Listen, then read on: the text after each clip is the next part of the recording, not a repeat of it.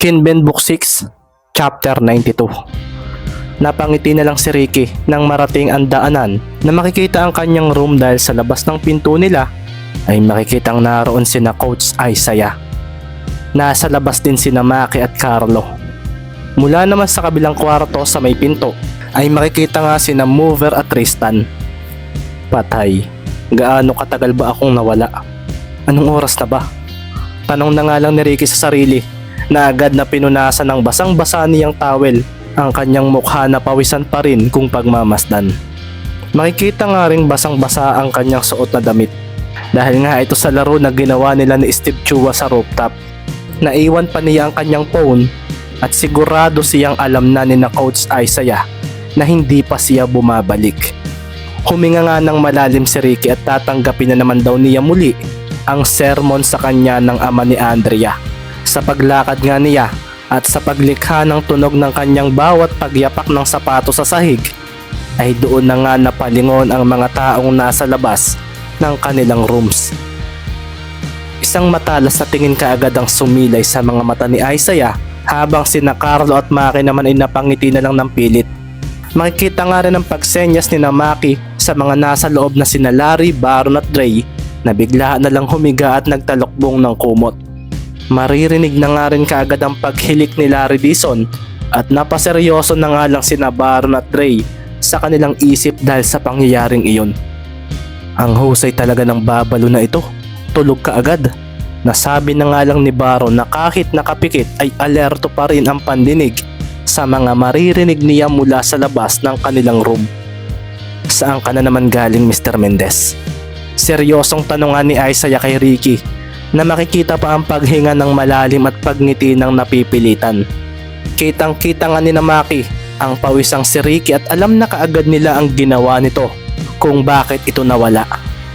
Hindi ba? Ang sabi ko sa inyo ay magpahinga na kayo. Isa pa, mahigit isang oras ka raw wala, sabi ni na Maki at Carlo.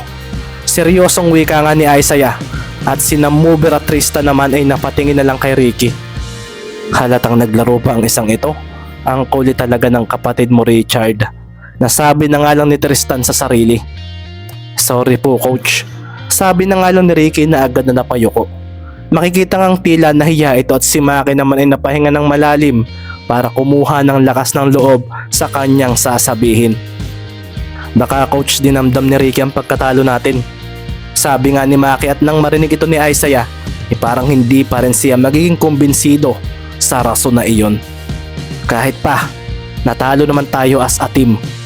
Sabi pa nga ni Isaiah at si Ricky ay muling humingi ng sorry rito. Hindi ko coach mapigilan ang sarili ko na mag-practice dahil pakiramdam ko ay kulang pa ang ginawa ko para manalo tayo. Seryosong wika nga ni Ricky at si Coach Isaiah nga ay napailing na lang. Pero tandaan mo, kasama rin ang pahinga para maging mahusay na manlalaro. Bukas ng tanghali ay uuwi tayo ng Kalapan. Prohibited ka muna na maglaro ng basketball kahit practice. 2 araw tayo sa atin at ito ang punishment mo. Ipahinga mo ang katawan mo. Usapan ito, Ricky. Ang tigas ng ulo mo. Sabi pa nga ni Isaiah na halatang hindi natuwa sa ginawa ng boyfriend ng kanyang anak. Kakausapin ko rin si Andrea. Hindi pwedeng ganito, Ricky, palagi. Paano kung ma-overwork ang katawan mo? Isa pang may mangyaring ganito? Isa pa. Wala ka ring paalam sa akin kaya hindi talaga ako matutuwa bilang coach mo. Professional basketball player ka na kaya dapat marunong kang sumunod sa mga coaches at boss mo sa team. Sambit pa nga ni Isaiah at si Ricky ay napalunok na lang lalo. Pagkatapos nga noon ay sinabi na lang niya na hindi na mauulit ang ginawa niya ngayon. Ginagawa ayon, Ricky. Sige na, pumasok na kayo sa loob. Magpahinga na kayo at malayo pa ang biyahe natin bukas. Matulog na kayo. Sambit pa nga ni Isaiah na napabuntong hininga na lang kay Ricky nang lampasan niya ito. Nagsipasok na nga sila sa loob at sa pagsara ng pinto ng kwarto ni na Ricky ay siya namang pag-iling ni Maki rito. Hindi ka namin kayang pagtakpan. Nakakatakot magsinungaling kay Coach Isaiah. Sabi na nga lang ni Maki kay Ricky na agad na kumuha ng damit na pamalit sa kanyang lagayan. Tama si Coach Ricky. Kapag after ng game natin, pahinga dapat ang kasunod. Wika nga ng isang kasamahan nilang biglang bumangon Si Navarro na nagtanggal ng talukbong ay napaseryoso na lang sa biglaang paggising ni Dizon na kanina ay humihilik na kaagad. Si Dre nga ay marahang natawa at si Barro naman ay agad na hinampas ng ulan si Larry sa muka. Walang hiya ka babalo, akala ko tulog ka na. Oo nga, sabi naman ni Larry na nagawang maiwasan ang hampas ni Barro nang bumigla siya ng higa. Pagkatapos noon, maririnig na muli ang paghilik nito na ikinatawa na lang ni Maki at Dre. Si Carlo naman ay napailing na lang at si Ricky naman ay napangiti na lang din dahil doon. Pasensya na kayo, pero last na ito. Hindi na ako uulit. Sabi na nga lang ni Ricky nang ngumiti at nagpunta na sa CR para magpalit ng damit. Matulog na ako. Wika nga ni Carlo at si Dre naman ay nagtalokbong na ng kumot. Si Maki naman ay marahang binuksan ng bintana sa dulo at sumilip sa labas. Gusto nga niyang kausapin pa rin si Ricky kasi isa rin naman siya sa mga mentor nito sa basketball. Gusto niyang marinig ang opinyon nito sa nangyaring pagkatalo nila kanina. Paglabas nga ni Ricky mula sa CR na makikitang nakasuot ng pantulog ay nakita niya si Maki na nagtimpla ng kape sa isang munting tasa. Oh, Kuya Maki, hindi ka pa matutulog? Tanong nga ni Ricky na makikitang inaayos ang kanyang mga pinagbihisan. Inayos din niya ang pagkakatali ng sintas ng kanyang sapatos na suot kanina. Ano ang masasabi mo sa pagkatalo natin kanina sa Pampanga? Sambit nga ni Maki na makikitang umupo sa isang silya na hinila niya sa may tapat ng lababo upang doon pumwesto at para malayo sa mga natutulog na nilang mga kasama. Pagkatapos itong marinig ni Ricky ay kumuha muna siya ng tubig mula sa loob ng refrigerator na malapit at uminom. Makikita nga rin si Ricky na napatingin sa kawalan matapos iyon. Tila ba nag-iisip siya ng isasagot sa kanyang Kuya Maki sa tanong nito. Malakas ang Pampanga. Maganda ang depensa ni Parcon at Olis. Mataas ang nagawa kong score pero parang hindi yata para roon ang playing style ko. Sabi nga ni Ricky at si Maki naman ay marahang napatango. Iyan din ang opinyon namin kanina nang magkwentuhan kami rito. Kami nga yata talaga ang dapat umi-score para sa team natin. Tumango si Ricky at naghanap ng makakaing biskwit sa isang lagayan. Point guard ako, kaya siguro dapat kong gawin ang mas dapat kong ginagawa. Sina Lacerna, Chua, sila ang dalawang magaling na playmakers na nakalaban ko at talagang ang galing ng mga pasa nila. Si Steve, unpredictable passes. Kay Lacerna, simple pero accurate. Ang galing noon kuya. Iniisip ko nga kung kaya ko rin bang gawin iyon. May mga laro naman ako dati na malaki ang assist pero dito sa Maharlika ko nakita ang kaibahan ng mga pasa nila at ng ginagawa ko. Napatango naman si Maki nang marinig iyon. Matapos niyang humigop ng kape ay napatingin siya kay Ricky na nakita niya na ang lalim ng iniisip. Baka hindi ko kailangang umiscore palagi. I mean, mas dapat maging focus ko ang playmaking para sa inyo para maging balanse ang offensive power natin. Kailangan sa mga next games natin ay mapasama ako sa mga best point guards ng Maharlika. Wika nga na Ricky na marahang ikinaseryoso ni Maki.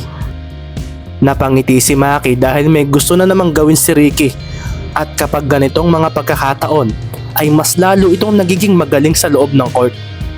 Ito nga yata ang kulang sa akin, ang ganitong style ni Ricky. Sabi nga ni Maki sa sarili at nang tumingin sa kanya si Ricky ay nagulat pa siya sa sunod nitong sinabi. Naglaro kami kanina ni Steve Chua at tuturuan niya ako. Bibigyan ng tips kung paano maging magaling na passer.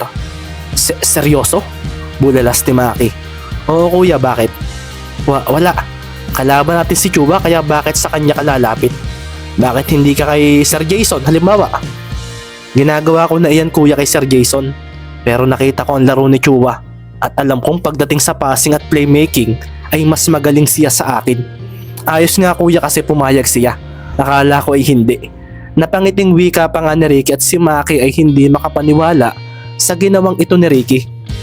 Hindi ka ba tinawanan ni Chua? Kasi bakit kaniya tuturuan? Baka lalo kang gumaling. Hindi ko kuya alam. Basta pumayag siya. Okay na iyon, hindi ba? Wika pa nga ni Mendez at si Maki nga ay napakuyom na lang sa mga narinig niya mula sa taong ito. Nang mga sandaling iyon ay parang naramdaman niya na lalong palayo na ng palayo si Mendez sa ginagawa nito. Isa pa, Hindi man lang daw ito nahihiya na humingi ng tulong sa mga kalabang malalakas, sa mga players na magagaling. Hindi ba magbumukha akong mahina kung napahinto na nga lang si Maki sa kanyang iniisip na iyon dahil bigla na lang siyang napakuyom dahil bakit ba raw si Ricky gumagaling lalo? Kakaiba ka talaga, Ricky. Naalala ko tuloy noong nasa sisa pa tayo nang magpaturo ka sa akin. Bakit kuya? Wala ka pa rin pinagbago. Nananatili ka pa rin estudyante kahit marami nang bumibilib sa iyo. Patuloy ka pa rin nagpapatulong lumakas ang paglalaro.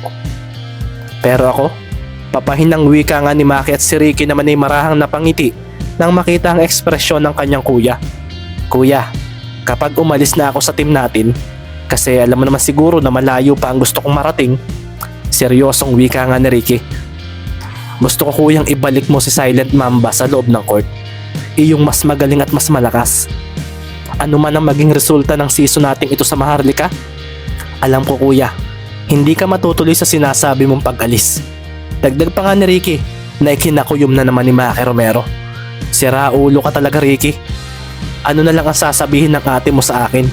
Pabago-bago ako ng desisyon? Umiling naman si Ricky at ngumiti. Susuportahan ka ni ate Christine kuya. Iyon ang alam ko. Sige kuya, magtututbrush na ako at matutulog na rin. Ipapahinga ko na ang katawan ko. Matagal-tagal na naman akong hindi makakahawak ng bola. Susundin ko na ang punishment ni coach kasi nakakahiya na.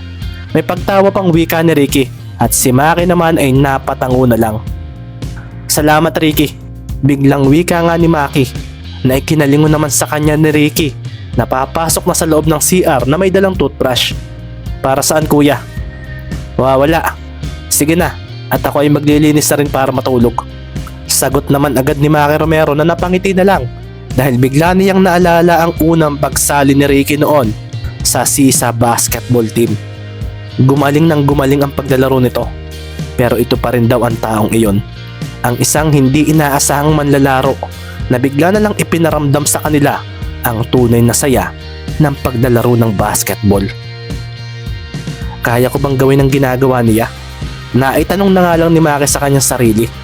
Iniisip kasi niyang tatawanan siya o iisiping mahina ng kanyang hihingian ng tulong para gumaling kung sakali.